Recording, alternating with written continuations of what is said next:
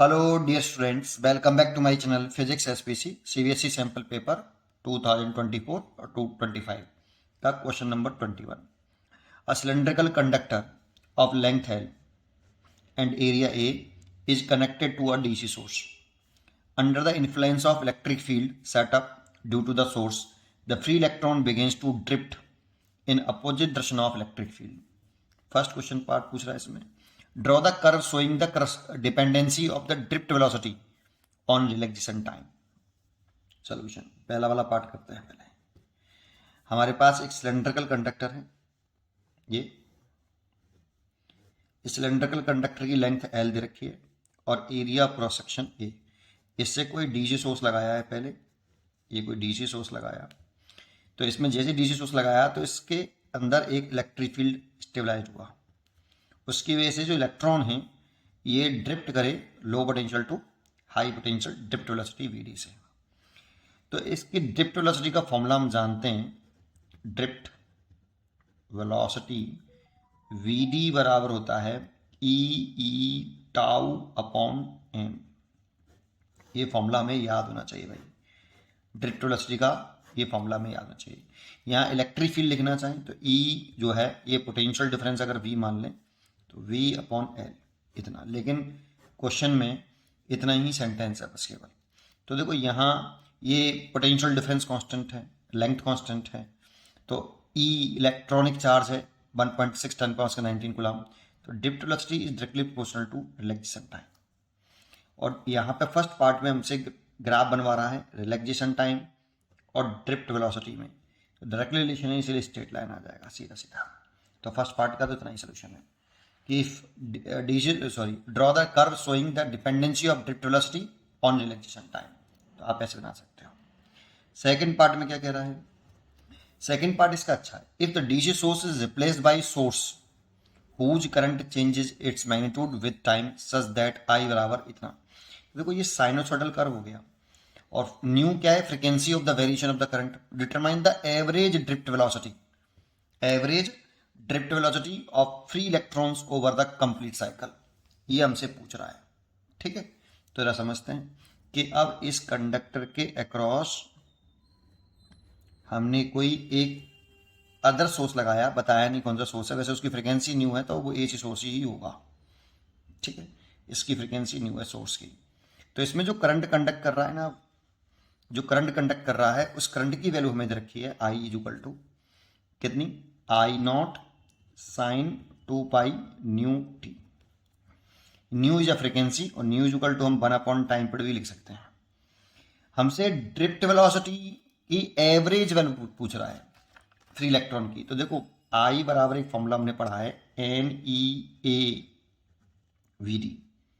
We D is a drift velocity. यहाँ से अगर हम ड्रिफ्ट वेलोसिटी निकालें तो ये आ जाएगा आई अपॉन एन ई ए और आई की वैल्यू पुट कर दें तो आई नॉट अपॉन एन ई ए और इसकी वैल्यू है साइन 2 पाई न्यू टी.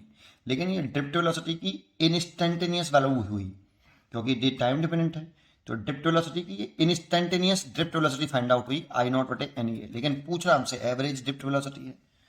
तो कैसे निकालें हम उसको? तो जरा समझते हैं. देखो कोई भी अगर वैल्यू टाइम डिपेंडेंट है, कोई भी वैल्यू टाइम डिपेंडेंट है तो उसकी एवरेज वैल्यू निकालने का फॉर्मूला होता है. फॉर्मूला एवरेज निकालने का.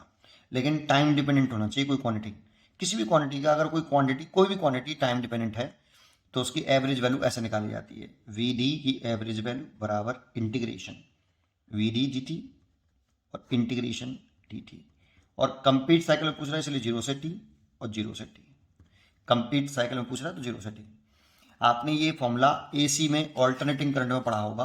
अब जब वहाँ पे आप एवरेज करंट निकालते थे आई, तो integration I D T integration D T आपने इस तरह से एवरेज वैल्यू निकालते थे. लेकिन जिस क्वांटिटी का आप एवरेज वैल्यू निकाल रहे हो वो यहाँ आती है और बाकी का सब सेंटेंस वी डी है तो वी डी आ गया. आई के निकाल लें तो आई आ गया. कितनी साइकिल में निकालना है एवरेज वैल्यू ये भी पता होना चाहिए. हाफ साइकिल में निकालते तो 0 से टी बाई 2 लिखते. फुल साइकिल में निकालना है तो 0 से कैपिटल टी लिख रहे हैं. लेकिन इंपॉर्टेंट बात यह है कि वो टाइम डिपेंडेंट होना चाहिए, तभी आप ऐसे कर सकते हो. अदरवाइज ऐसे नहीं कर सकते। तो यहाँ पे देखो ड्रिफ्ट वेलोसिटी की जो इंस्टेंटेनियस वैल्यू है ये टाइम डिपेंडेंट है, इसीलिए इससे एवरेज वैल्यू निकाल सकते हैं। तो average drift velocity of the free electron over one complete cycle,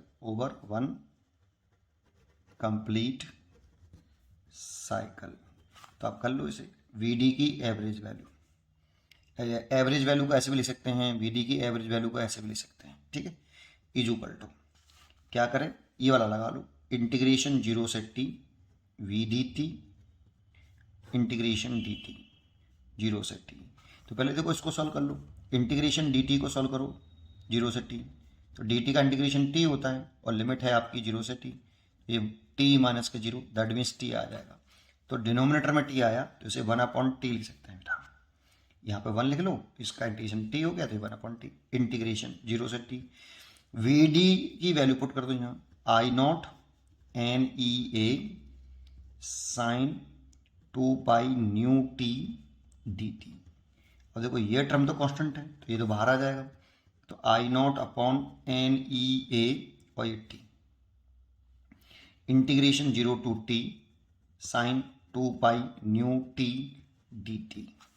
अब इंटीग्रेशन साइन t का हम फॉर्मूला जानते हैं, साइन t dt का ये होता है माइनस के कॉस t, तो लगा दो इंटीग्रेशन का formula I0 upon NEA t, bracket लगा लो बड़ा और इसका इंटीग्रेशन कर डालो, तो माइनस का कॉस 2 पाई न्यू t, क्योंकि ये t नहीं है, अगर t होता dt होता तब ये आता, ये एक्स्ट्रा है इसमें बेटा इतना, तो इसका डिवाइड आ जाएगा यहाँ पे 2 पाई न्यू, और ये इंटीग्रेशन हो गया 0 से कैपिटल T, तो ये तो बाहर आ गया I0 NEA capital T into 2 pi new, और माइनस साइन भी बाहर ले लो ये वाला, फिर t की जगह पर इस t को रिप्लेस करके पहले अपर लिमिट लगाओ, तो cos 2 pi new capital T minus t को रिप्लेस करके पहले लोअर लिमिट लिखो, तो cos 2 पाई न्यू इंटू 0, तो ये तो 0 हो जाएगा पूरा।